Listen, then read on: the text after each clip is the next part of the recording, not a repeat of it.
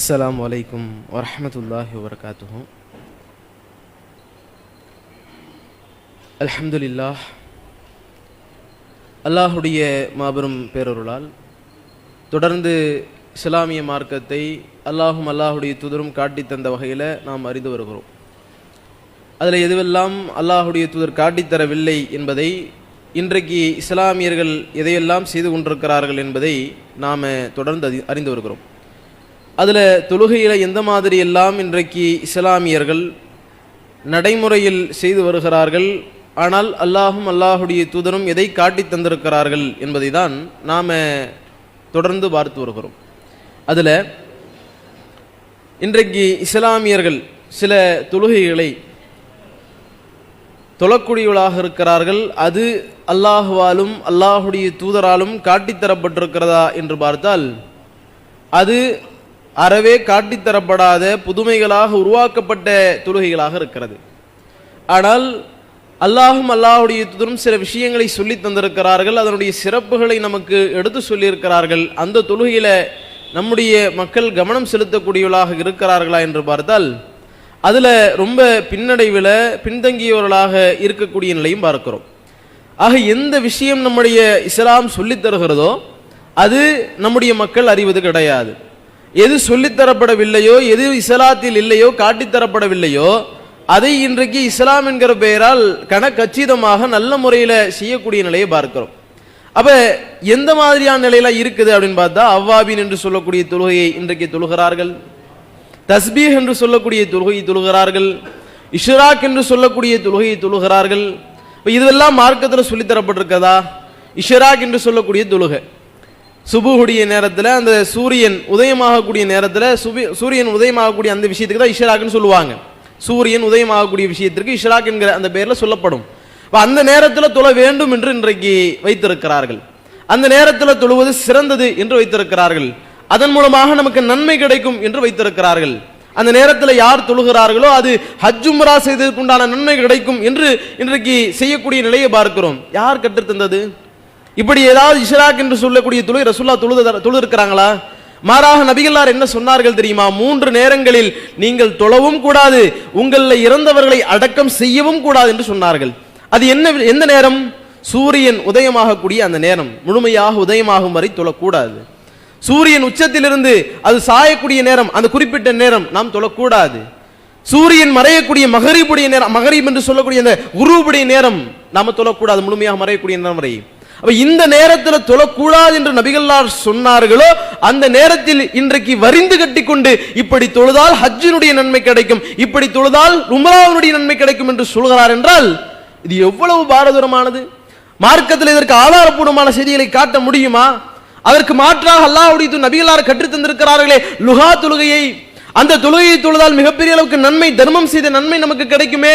நம்முடைய ஒவ்வொரு மூட்டுகளுக்கும் உண்டானே தர்மம் செய்ததற்கு உண்டான நன்மை அந்த தொழுகையின் மூலமாக ஈடு செய்ய முடியும் என்று அல்லாஹ்வுடைய நபிகளார் கற்றுத் தந்திருக்கிறார்களே. அபூ ஹுரைரா ரலியல்லாஹு அன்ஹு அவர்கள் சொல்கிறார்கள், அல்லாஹ்வுடைய தூதர் எனக்கு 3 விஷயங்களை வசியத் செய்தார்கள், அதிலே ஒரு விஷயம் இந்த லுஹா தொழுகையை விட்டுவிடக் கூடாது என்று சொன்னார்கள். தொழுகிறோமா? காட்டித்தரப்பட்ட விஷயத்தை சொல்லுவது கிடையாது.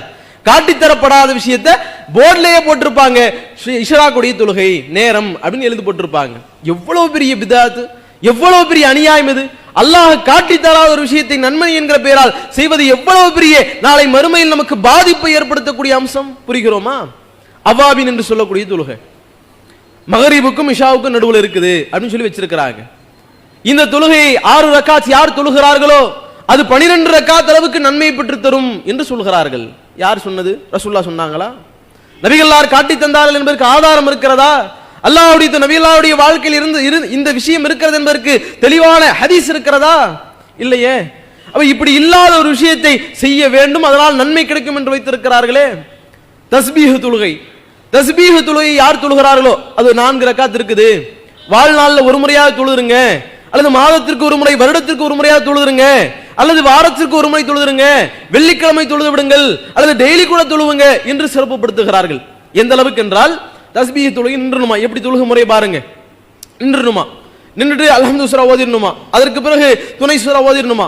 துணை சூரா ஓதியதற்கு பிறகு சுப்ஹானல்லாஹ் வல்ஹம்துலில்லாஹ் வலா இலாஹா இல்லல்லாஹ் வல்லாஹு அக்பர் என்கிற இந்த தஸ்பீஹ் தஸ்பீஹ் நம்ம தெரிஞ்சது தானங்க, சுப்ஹானல்லாஹ் அல்ஹம்துலில்லாஹ் அல்லாஹ் அக்பர். இதையே அடுக்கடுக்காக சொல்லிட்டு இதை முதல்ல தக்பீர்ல இந்த 2 சூரா ஓதிட்டு துணை சூரா ஓதிட்டு 15 முறை ஓதணுமா. அதற்கு பிறகு ருக்கு செய்யணுமா, ருக்குவுல 10 முறை ஓதணுமா. அடுத்து சஜ்தா செய்யணுமா, 10 முறை ஓதணுமா. மீண்டும் சஜ்தாவிலிருந்து எழும் பொழுது 10 முறை, மீண்டும் சஜ்தாவுல 10 முறை. இப்படி 4 ரக்காத் தொழ வேண்டும் என்று வைத்திருக்கிறார்களே, யார் இதை கற்றுத் தந்தது?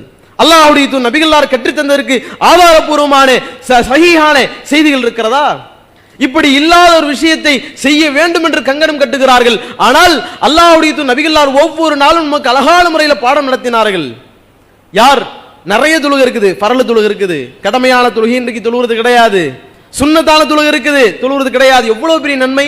நபிகளார் சொல்கிறார்கள், மன் சன்னா ஃபி யௌமின் இஸ்னா அஸர ரகாத்தன், யார் ஒரு நாளைக்கு 12 ரக்காத் தொழுகிறார்களோ அப்படிப்பட்ட மக்களுக்கு நாளை மறுமையிலே அல்லாஹ் ரப்பல் ஆலமீன் சுவனத்திலே ஒரு மிகப்பெரிய வீட்டை கட்டித் தருகிறார் என்று சொல்கிறார்கள். தொழுகிறது கிடையாது. எவ்வளவு பெரிய நன்மை!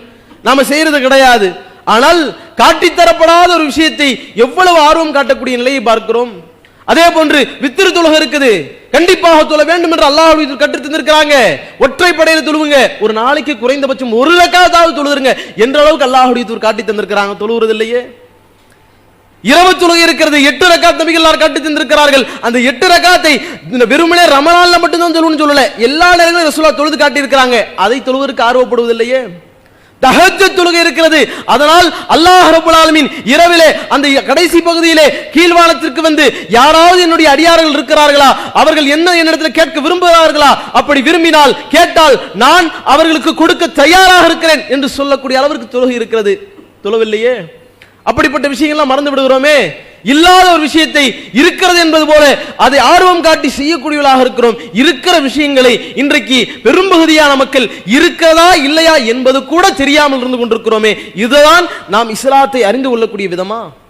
அறிந்து அல்லாஹ்விடத்தில் அல்லாஹ் சொன்ன அடிப்படையில் அதை புரிந்து நன்மைகளை அதிகமாக சம்பாதிக்கக்கூடியவர்களாக இருக்கக்கூடிய மக்களாக இருக்கக்கூடாதா? அப்படி இருந்து அல்லாஹ்விடத்துல நன்மையை நாளை மறுமையில சூழத்தை அடையக்கூடிய மக்களாகத்தானங்க நாங்க இருக்கணும். அப்படி இல்லாமல் இன்றைக்கு இப்படிப்பட்ட வீணான அல்லாஹ்வுடைய தூதர் காட்டித்தராத பிதாத்தான காரியங்களில் ஈடுபடுவோமேயானால் அது நமக்கு நஷ்டத்தை ஏற்படுத்தும், நரகத்தை ஏற்படுத்தும் என்பதை உணர்ந்து அல்லாஹ்வுடைய தூதர் காட்டித்தந்த இது மாதிரியான வணக்க வழிபாடுகளில் ஈடுபட்டு நாளை மறுமையில சூனத்தை அடையக்கூடிய நன்மக்களாக வல்ல இறைவன் உங்களையும் என்னை ஆக்கில் வேண்டும் என்கிற பிரார்த்தனையோடு இந்த உரையினை நிறைவு செய்கிறோம். அஸ்ஸலாமு அலைக்கும் வரஹ்மத்துல்லாஹி வபரகாத்துஹு.